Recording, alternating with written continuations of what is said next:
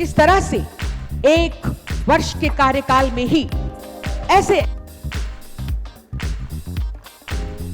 विशेषज्ञ चिकित्सक पदाधिकारी को सांकेतिक रूप से नियुक्त। हजारीबाग की श्री मधु कुमारी और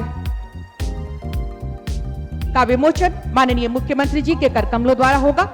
कुछ जैसे महत्वपूर्ण क्षेत्रों पर जोर दिया जाएगा। CSR।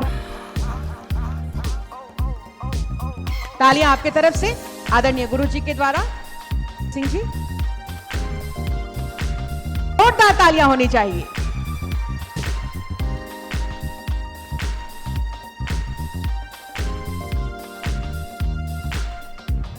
की सहायता राशि आज इन्हें प्रदान कर रहे हैं माननीय मुख्यमंत्री। इसे यादगार बनाए, इन यादों को हम संजो कर रख सकें। हमारा ये संकल्प है और आने वाले 5 साल में जिस लक्ष्य के साथ हम आगे बढ़ रहे हैं और उस लक्ष्य में हमारे कार्यपालिका, हमारे पदाधिकारी अपनी जिम्मेवारी के साथ आगे बढ़े, तो मैं इस मंच से बिल्कुल स्पष्ट रूप से आपको आश्वस्त कर देना चाहूंगा कि 5 साल के बाद इस राज्य को किसी के सामने भीख मांगने की जरूरत नहीं पड़ेगी।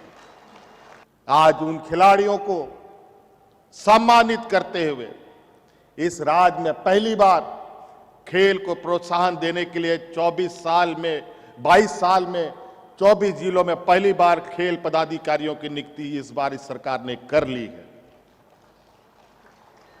और तो और नई खेल पॉलिसी के तहत देश विदेश में ख्याति प्राप्त खिलाड़ियों को आज इस मंच के माध्यम से इस सरकार ने सीधी नियुक्ति करने का भी काम करना प्रारंभ कर दिया, जो आज हमने शुरू कर दिया।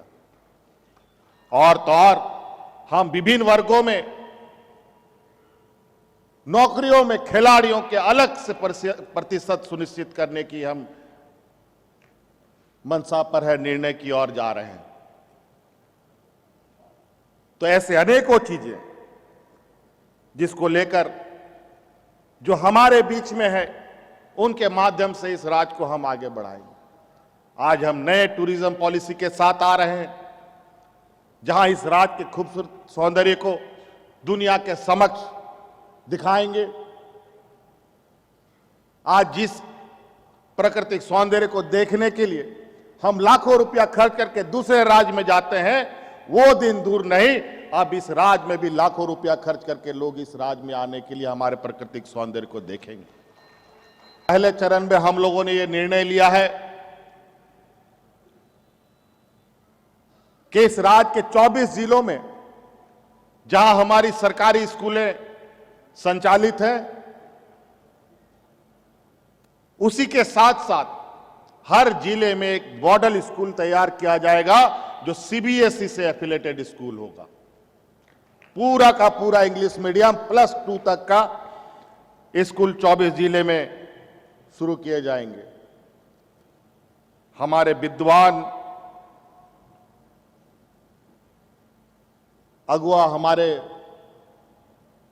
मरांगों के जयपाल सिंह मुंडा जी के याद में हम लोगों ने एक नया योजना प्रारंभ किया, जो ये देश का पहला योजना होगा और ये पहला राज्य होगा देश का जहां हम विदेशों में पढ़ने के लिए बच्चों को स्कॉलरशिप देने का काम करेंगे। और हम जानते हैं कि हमारे पढ़े लिखे नौजवान के मन में कई सवाल हैं कि सरकार नौकरी कब देगी, JPSC का एग्जाम कब होगा, JCC के माध्यम से एग्जाम कब होंगे।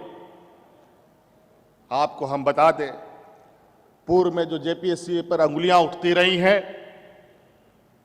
और पूर्व में JPSC के साथ कोई सहयोगात्मक रवैया भी सरकार का नहीं रहा और नतीजा ये रहा कि साल दर साल बीत गए। 20 साल हम लोगों ने ये राज्य को देख लिया, अभी तक छठे JPSC में ही लगे रहे और वो भी हमारे सरकार बनते ही हमने उस रिजल्ट का समाधान किया और उसके लिए अब हम लोगों ने नया नियमावली JPSC के लिए बना ली है। आज के बाद से जनवरी के पहले सप्ताह तक में ये राज्य के नौजवानों को मैं आश्वस्त करना चाहूंगा, जेपीएससी के माध्यम से उसका एक नया कैलेंडर निकालते हुए लगातार आपके लिए नियुक्ति की प्रक्रिया प्रारंभ करना शुरू कर देगी।